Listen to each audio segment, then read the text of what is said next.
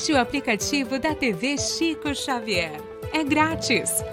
Faça o download agora mesmo e acompanhe a nossa programação. Acesse o Play Store ou Google Play na versão Android e Apple Store na versão iOS. Sofrimento, uma angústia, ficar irritado. Então aí você passa a entender que isso já é algo que a pessoa não consegue ter domínio, não ter controle, né? Então ela pode começar na infância, só para você ter uma ideia, ela acomete de 1 a 3% da população mundial, certo?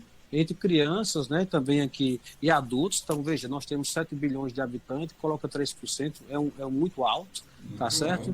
Então, um dado importante, Ivan, que é importante a gente colocar aqui, que o toque não é apenas um problema psicológico. Ele é uma manifestação psicológica, mas ele é caracterizado como um problema psiquiátrico. Por quê? É tanto que ele é o 4º transtorno psiquiátrico mais diagnosticado no mundo, né? E ele está entre as doenças psiquiátricas que mais incapacita as pessoas. Tá? Então, para você ter uma ideia, então a gente está falando de algo extremamente delicado, crônico, complexo, né? Que causa sofrimento. Por que ele é um problema neuropsiquiátrico? Porque ele provoca, e aí nós vamos ver, alterações também no cérebro da pessoa. E essas alterações fazem com que a pessoa tenha rituais automáticos, pensamentos automáticos, que ela não tem autocontrole. Então, normalmente, primeiro deixar claro, todos nós temos pensamentos automáticos, né? Você está conversando comigo, estou falando com você, nosso foco aqui é o toque, mas de uma forma paralela a gente está pensando em outras coisas. Isso são pensamentos automáticos. O nosso cérebro trabalha, né, elaborando várias questões de forma simultânea. Tá? Então, ter pensamentos automáticos, eles são importantes para a gente poder depurar as situações. Agora, esses pensamentos automáticos, ele pode também estar ativando situações que aumentam a aflição, o medo, o sofrimento.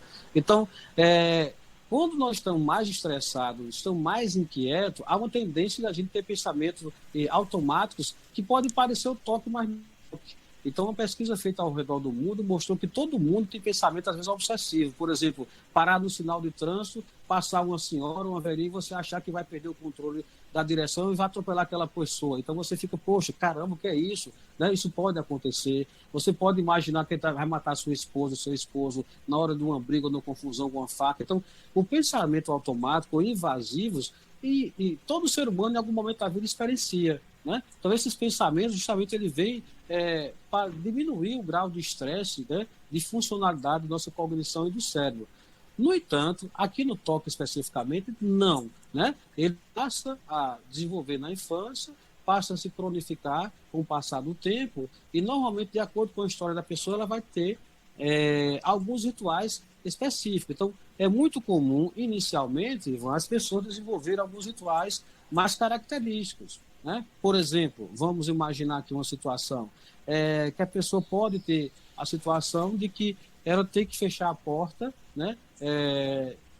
4 vezes, primeiro para o lado da fechadura, depois 4 vezes para o lado direito. Se ela não fizer isso de uma forma que não trave ou que a chave não enganche, então tudo vai estar ok.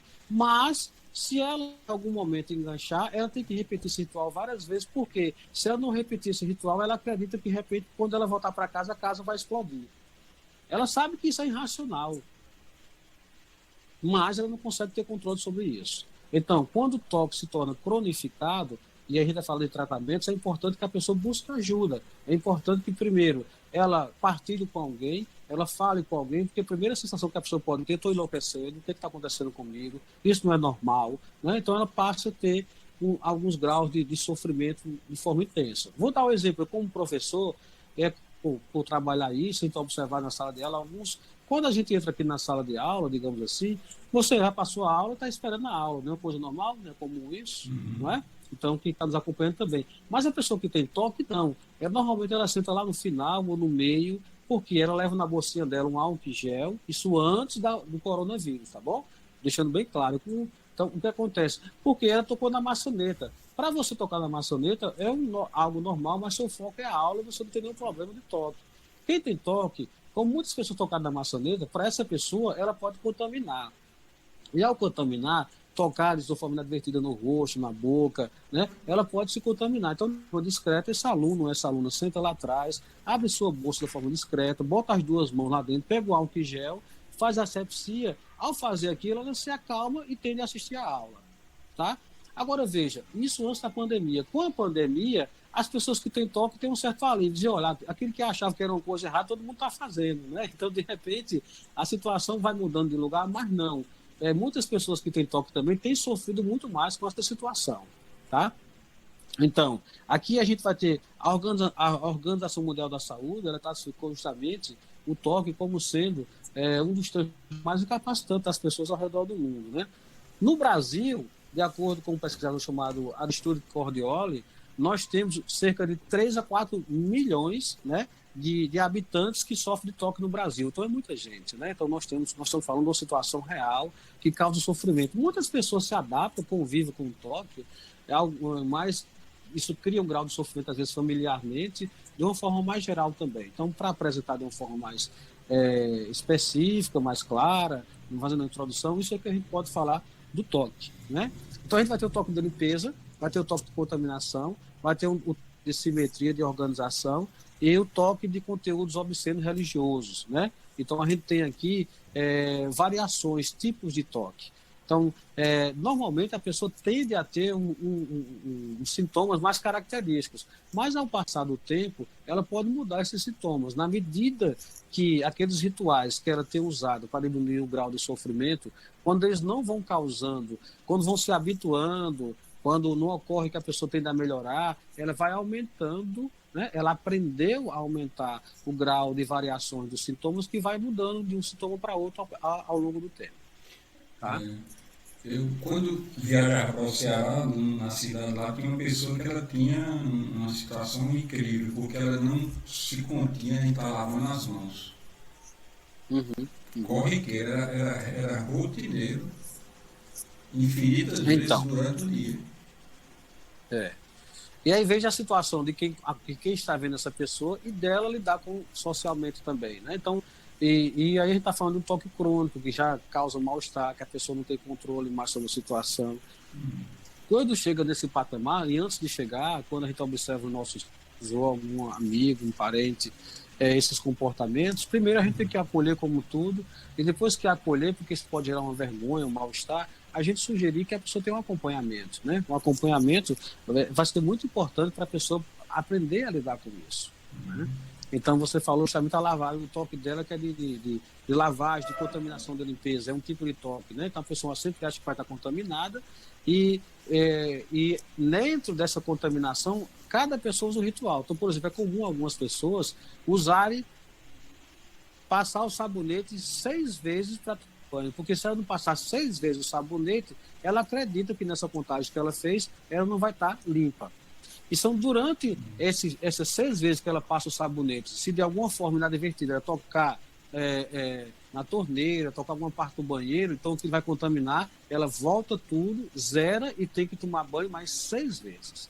Então imagine o grau de sofrimento. Isso leva um tempo muito grande, o consumo que a pessoa está ali, o grau de sofrimento, a família tende a bater na porta, ou brincar, palavrões, até chegar um momento que isso passa a ser algo que causa um mal-estar. Né?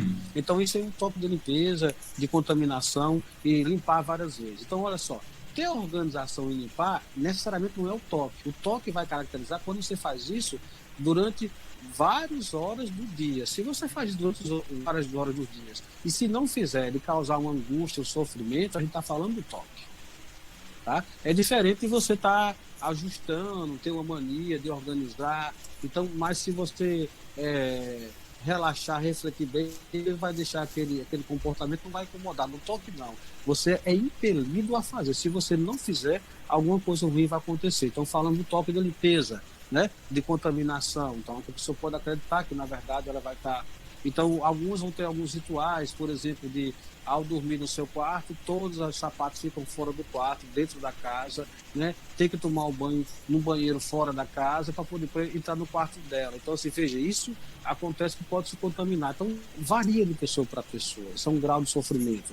A gente também tem um toque de checagem, compulsão de checagem. Você tem que checar, na verdade, se o ambiente que você está fazendo está sob controle. Por exemplo, fechar a borboleta do bujão de gás, fechar o registro de gás várias vezes, checar se a porta está fechada, né? Ao fazer isso, você está levando em consideração que toda a situação de compulsão de checagem ela te cria uma situação de bem-estar, tudo bem? Então, um exemplo, eu lembro de um paciente que a gente acompanhava e ele sofria muito em relação ao toque, né? Sofrer tanto, o que ele dizia? E ele falava, poxa, Leonardo, o que está me incomodando trazendo aqui é porque antes de chegar em casa, ou chegar no trabalho, ou chegar na faculdade, o que acontece comigo? Antes de parar em casa, eu tenho que dar uma volta 6 vezes no quarteirão para ver se não atropelei alguém. Então ele faz 6 vezes no quarteirão, olha aquela rua que ele passou, vê se não atropelou alguém. Então, se ele não fizer isso 6 vezes, tanto ao chegar do trabalho, da faculdade em casa, ele não dorme e ele fica ansioso. Então, assim, ele sabe que isso é irracional, mas se não fizer, ele vai ter um grau de sofrimento extremamente complexo. Né? Então, a gente está falando agora de um toque justamente voltado para a checagem, né? Para a situação de checagem, situação de contaminação. Né? Aí vamos colocar. E também tem um toque que tem a ver com conteúdo de pensamentos repugnantes, ou religiosos ou obscenos, né? Quando você tem pensamentos realmente que você são aqueles pensamentos invasivos, intrusivos, de conteúdo sexual, obsceno, que você realmente não consegue ter controle sobre isso. Então a gente está falando aqui numa esfera do ambiente espírita e religioso. Então imagine você sendo espírita ou católico, vamos falar aqui como estamos numa comunidade espírita, sendo espírita tem todo um trabalho de espiritualidade, de elevação, né, do cristianismo.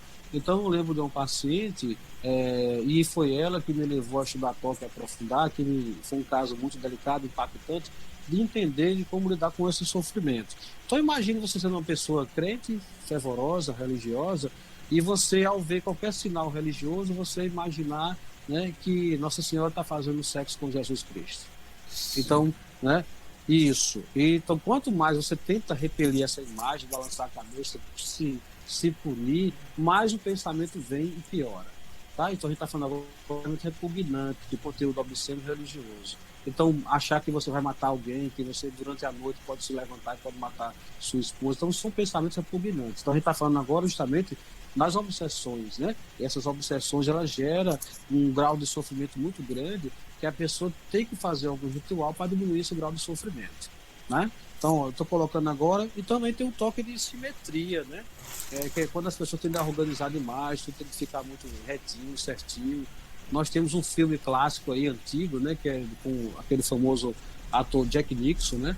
Um grande ator, que é Melhor Impossível, onde ele mostra um toque característico, quando ele tem realmente o toque da simetria, de ele tocar, né, os quadrados da rua, dos azulejos, ao tocar. Então tem pessoas que também estão andando na rua e só passa, se tiver azulejo ou quadrilha, se tocar, não pode tocar no quarto, no quinto. Então é um grau de sofrimento muito grande que você faz mesmo na rua, né? Então as pessoas sabem que isso é irracional, mas não conseguem ter o controle. Então a gente está falando agora para vocês compreenderem, talvez fazer esses exemplos fique mais fácil para quem já entendeu o que era toque, talvez para quem não entendeu o que é toque, fica mais claro compreender do que nós estamos falando. Tudo bem? Sim. Uhum. O toque pode levar, já que o indivíduo percebe que não tem controle daquela situação, levar a um processo de depressão, e isso sim desencadear alguma coisa muito mais séria? Pois é, o toque por si já é muito mais sério, né? Porque ele é incapacitante, né? Ele pode se tornar crônico e dificultar a vida profissional da pessoa, laboral. Sim, quando o toque se torna muito crônico, a gente tem as comorbidades, que é aí que a gente está falando. Normalmente, muitas pessoas que têm toque têm depressão, sintomas depressivos ou de ansiedade associados. E muitas vezes o toque se torna tão crônico que a pessoa pode ter uma depressão, entrar numa crise depressiva tão intensa, que às vezes o psiquiatra ou o psicólogo, se ele não tiver um bom manejo, ele vai tratar a depressão, né, não sendo a causa do problema, mas seja a comorbidade do toque. Entendeu? Então a gente tem que fazer uma boa avaliação realmente. Então, se o toque for uma condição primeira, e se ela não for tratada de forma coerente, correta, ela vai gerar essas inquietações, Ivan. Então, por exemplo, a depressão ela pode vir como comorbidade, como consequência, a ansiedade também.